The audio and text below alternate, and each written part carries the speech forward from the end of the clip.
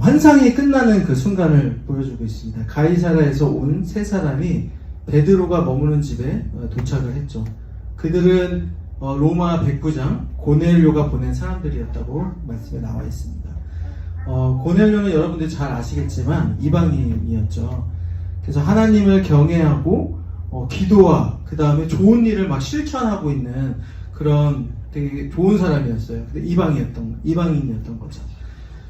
그가 기도 중에 천사로부터 어떤 메시지를 받습니다. 지시를 받았던 겁니다. 요바로 사람을 보내어 베드로를 불러오라. 그가 너와 내 온 집안이 구원받을 말씀을 전할 것이다.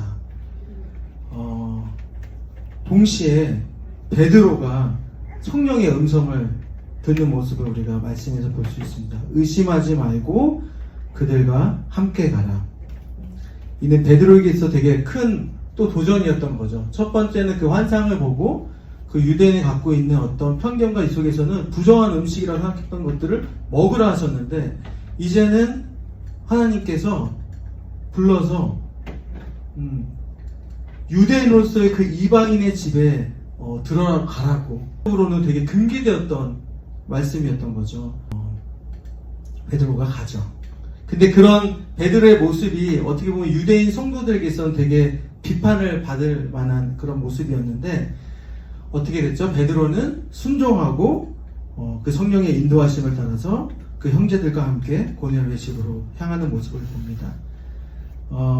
이 장면을 우리가 보면은 하나님의 그 섭리가 얼마나 치밀하고 얼마나 딱 맞아 떨어지며 작동하게 하시는지를 우리가 볼 수 있습니다. 베드로가 요바에서 환상을 보고 있을 때 고넬료가 가이사라에서 천사의 지시를 받고 있었던 거죠. 그리고 마치 이제 마지막 퍼즐이 맞듯이 베드로가 그 음성을 듣고 순종함으로 인해서 그 하나님의 계획이 완벽하게 펼쳐질 수 있다는 것을 우리가 볼 수 있습니다. 그러니까 고넬료는 이방인이었지만 되게 기도와 순종에 있어서는 되게 열심히 있었던 거죠. 그 열심이 하나님께 온전하게 상달되고 하나님은 그 구원의 길로 그리고 그의 가정을 구원의 길로 인도하셨던 모습을 볼 수 있습니다. 네, 15절, 17절 말씀을 보겠습니다. 베드로가 이제 고넬료의 집에서 복음을 전하기 시작하죠. 근데 이제 놀라운 일이 일어납니다. 그것을 우리가 베드로가 이렇게 생생하게 말하는 걸 볼 수가 있는데요. 내가 말을 하기 시작하니 성령이 처음에 우리에게 내리신 것 같이 그들에게도 내리셨습니다. 그리고 고넬료와 그의 가족들, 친구들이 그것을 보고 복음을 듣고 믿고, 그리고 오순절 다락방에 임했던 그 성령님의 역사를 경험하는 시간을 가진 것을 볼 수 있는 거죠. 베드로의 이 장면을 우리가 보면은 떠오르는 것이 말씀이 있는데, 요한은 물로 세례를 주었지만 너희는 성령으로 세례를 받을 것이라 라고 사도행전 말씀이 있습니다. 베드로는 이 말씀을 통해서 고넬료의 가정에 성령이 강하게 임하신 것을 바로 하나님의 구원 계획의 확증이라고 확신할 수 있었던 거죠. 그리고 바로 그 예루살렘 교회를 향해 선포하는 모습입니다. 하나님께서는 우리가 주 예수 그리스도를 믿을 때에 우리에게 주신 것 같은 그 같은 선물을 그들에게 주셨는데 내가 누구이기에 감히 하나님을 거역할 수 있겠습니까? 라고 반문하죠. 이 고백은 예루살렘의 교회에 있는 그 유대인들, 특히 이제 할레파, 그 유대인들에게 되게 강력한 도전의 메시지가 됐던 거죠. 아까 우리가 얘기한 것처럼 그 이방인들에게 있어서는 우리가 먹는 거에 있어서 부정한 것을 우리가 비유로서 말씀하신 것처럼 되게 부정한 거라는 어떤 그런 이미지를 갖고 있는 이방인들에게 성령님이 임해 성령님의 역사가 일어나 이런 모습 자체가 되게 큰 도전이고 되게 큰 챌린지가 되었다는 거죠. 이게 바로 베드로는 고백합니다. 하나님의 뜻이었다라는 것을 강조하고 있는 모습입니다. 다시 말해서 구원은 우리가 율법이나 어떤 전통적인 것이 아니라 바로 오직 예수 그리스도의 믿음으로 그 믿음을 통해서 주어지는 하나님의 선물이라는 것을 베드로를 통해서 하나님께서 말씀해 주시고 계시는 겁니다. 저희 교회가 되게 보수적인 교회였어요. 한국 교회가 대부분 그렇잖아요. 근데 보수적인 교회인데도 여러분들 혹시 예전에 여기서도 있지만 예수천당 불신지역 많이 들어보셨죠? 네. 제가 그 예수천당 불신지역을 열심히 하고 다녔던 그 시절이 있었어요. 그 저희 교회 이제 막 복음으로 똘똘 뭉친 장로님 그분이 있죠, 이게 메가폰이라고 하죠. 빨간색 어깨면은 이거 이거 하시면서 한쪽에는 이 미스코리아 있죠, 이거 예수천당 불신조 빨간색, 이거 노란색에 빨간색 이걸 하시면서 진짜 그 동네 일대를 막 휘젓고 다니시는 분이셨어요. 나이가 많으셨어요. 지금 아마 돌아가실 것 같은데 그 당시만 해도 뭐 거의 70이 넘으셨던 것 같은데 그분이 정말 지식인이셨거든요. 교수님이었던 것 같기도, 자녀분들도 진짜 막 너무 유능한 그런 분들이었는데 늦깎이에 정말 예수님 복음을 경험하시고 견딜 수가 없는 그 마음으로 이제 막 그렇게 복음을 선포하시고 다니시는데 그분의 제자분이 있었어요, 목사님이. 제가 그분의 제자로서 이제 뭐 성경 공부를 하는 그룹 중에 이제 한 명이었는데 그렇게 이제 나가는 거 얼마나 부담스럽겠어요. 제가 그 젊은 나이에 그 나가면은 저희 이제 다 하남이라는 데가 지금은 뭐 되게 커더라고요. 근데 그 당시만 해도 동네거든요. 동네니까 다 건너서 다 아는 사람들이에요. 그러다 보니까 다 이렇게 시선 이런 거를 제가 의식할 수밖에 없는데 그 이제 마지막 훈련의 이제 단계로서 나가야 되는 거예요. 이렇게 로방견도죠. 로방견도 나가야 되는데 저랑 이제 저보다 다 나이가 많은 뭐 누나들, 여자분들이 많았어요. 남자들은 제 기억에 저밖에 없었던 거 같네요. 지금 보니까 그 목사님하고. 그래서 이제 나가는데 한 번 딱 기억나는 게 계속 나갔어요. 계속 나갔는데 이제 연말에 크리스마스 때가 됐어요. 근데 오늘 스페셜이다. 크리스마스니까. 그래서 이제 그 깜깜한 밤에 얼마나 밖에가 화려합니까? 이제 그 당시 밖에 막 음악 소리, 캐롤이 막 흘러나오고 뭐 사람들이 막 바글바글 하죠. 그 옛날 시골이지만 그 동네에 그 핫한 그 딱 중심지가 있거든요. 하남에.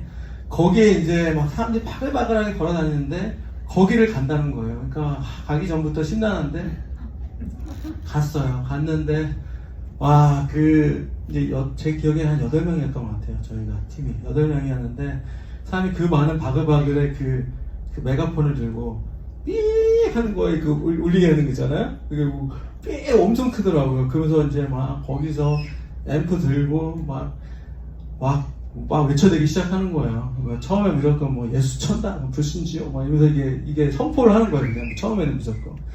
그래서 한 30분 동안 그렇게 막 이제 휘젓고 있으면 이제 사람들이 막 이게 갑자기 크리스마스 캐롤이 나와야 되는데 막 이런 거죠. 근데 이제 제가 그때 너무 놀랐던 것 중에 사건이 기억나는 게 저보다 나이가 많았던 20대, 30대 됐던 젊은 분이셨는데 가다가 이렇게 붙잡는 거예요, 저희가. 붙잡고, 교회 다니세요? 예수님 아세요? 이렇게 물어보는데, 사람들이 이렇게 다들, 뭐야? 이러고 갈 수 있잖아요? 근데, 그 형제가 생각이 나요. 그 청년분이. 붙잡고, 이제 막 복음을 얘기하는데, 제가 생각했던 거는, 그냥 나는 전하기만 하면 돼. 나는 그냥 얘기만 하면 돼. 하나님께서 뭐 역사하시니까 이런 마음이었고요, 정말. 그러니까 이제 듣겠어? 저 사람이 내 얘기를 하겠어? 이런 약간 좀 불신함이 있었던 거죠, 제 마음에. 근데 이제 그 사람을 붙잡고 기도를 하는데 말씀을 전하는데 너무 잘 듣는 거죠. 그리고 아이는 아니지만 어린 사람이 이렇게 막 복음을 얘기하거나 그 크리스마스 그 화려한 진짜 사람들 많은 이 사람도 얼마나 부담스럽겠어요. 이 사람이 많은 데서 이렇게 얘기하니까. 그래서 이제 복음을 전하는데 다 전하고 나서 이제 영접 기도를 하잖아요. 영접 기도를 하겠냐고 하니까 그분이 그 자리에서 무릎을 꿇는 거예요. 바로. 그래서 저는 무릎 꿇을 생각이 없었는데 무릎을 꿇더라고요. 그러고는 경험이 있었는지 모르겠어요, 그분이. 근데 어떤 무릎을 꿇고는 그분을 손을 얹고 이제 막 사람들이 기도하는데 제가 그 순간에 진짜 성령님의 그 역사를 제가 경험을 하면서 제 마음에. 지금 뭐 얘기할 때 이게 벌써 뭐 한 20 몇 년 전 얘기지만 지금도 그 감동이 삭히지 않는 게 그때 그 역사하시는 그거는 사실 말로 설명할 수 없는 하나님의 역사잖아요. 근데 그분이 그렇게 무릎을 꿇고 머리를 숙이고 기도를 받고 젊은 애들의 그리고는 자기가 교회 나가겠다고 하면서 그분을 이제 교회로 인도했던 그런 수많은 사건들이 있었는데 이제 제가 이 말씀 준비하는데 그 사건이 생각이 나더라고요. 이 하나님의 역사, 구원의 역사는 진짜 우리가 생각하는 어떤 지식, 상식, 내가 갖고 있는 어떤 경험 이거를로는 설명할 수 없는 전적인 하나님의 감동, 그 성령의 역사로 이루어진다는 것을 우리가 오늘 말씀을 통해서 그리고 우리 각자의 삶 속에서 여러분들이 경험하고 계실 거라고 믿습니다. 제가 미국에 와서 되게 좋았던 거는 갑자기 생각이 났습니다. 네. 예배의 모습이었던 것 같아요. 네. 한국에서 제가 오랫동안 뭐 지금 한국교회가 미국의 영향을 많이 받잖아요. 그러다 보니까 지금 한국교회도 뭐 유튜브를 보면 알겠지만은 되게 옛날 전통 예배 이런 것들을 많이 벗어버리고 뭐 우리가 알고 있는 뭐 아이합 베델처치 뭐 있죠? 그 뭐 지어스 이비즈 이런 어떤 성령님의 역사를 사모하는 예배 현장들이 한국교회도 많이 일어나는 모습들을 우리가 볼 수 있잖아요. 네. 근데 저는 처음에 그때 제가 2008년도에 미국에 왔거든요. 네. 그때만 왔을 때 제가 이제 저기 아주사라는 APU 학교가 있잖아요. 거기에 갔었어요.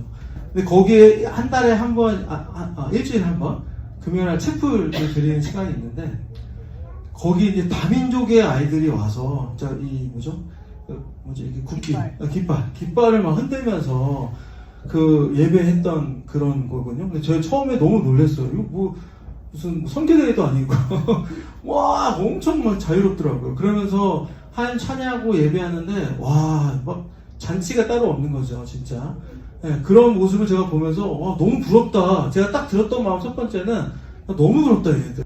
미국에 와보니까 이 찬양이 뭐 꼭 이 멜로디들 안 불러도 되고 자기들 안에서 막 그 표현력과 그런 고백으로 하나님께 드린 모습을 보면서 와 얘들 너무 부럽다라는 생각을 했습니다. 근데 저희 교회가 그런 모습을 갖고 있는 교회라 믿습니다. 아멘. 네, 하나님 안에서 성령님 안에서 자유한 그리고 어떤 형식과 구습을 우리가 벗어버리고 성령님께서 우리 가운데 충만하게 역사하시도록 우리가 그렇게 하나님의 시간을 하나님의 자리를 만들어드리는 그런 예배가 우리 라하브라 예수생명교회가 되기를 주님의 이름으로 축복합니다. 아멘. 네.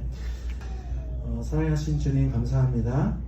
우리 가운데 구원의 능력을 보여주시고 그것을 우리가 경험하게 하셔서 하나님 죽을 수밖에 없는 이 죄인들을 하나님의 치밀하시고 완전하신 그 계획 가운데 예수 그리스도를 통해서 주님 우리를 구원하신 하나님의 은혜를 우리가 감사드립니다. 아멘. 하나님 우리가 그렇게 주님의 그 은혜로 우리 삶을 살아왔고 또 앞으로 주님께서 우리 가운데 은혜를 주심으로 인해서 우리가 하루하루 감사함으로 우리 삶을 온전히 주님께 드리는 그런 한 사람 한 사람 되기를 소원합니다. 아멘. 예수의 생명, 그 생명을 우리 가운데 주셨으니 우리가 이 생명이 살아 움직여서 정말 우리 안에서만 머무는 것이 아니라 내 안에서만 머무는 것이 아니라 우리 가족, 우리 직장 동료 그리고 우리가 사는 이웃들 그리고 넓게는 정말 열방 가운데 많은 이들이 죽어있는 영혼들에게 새 생명이 되는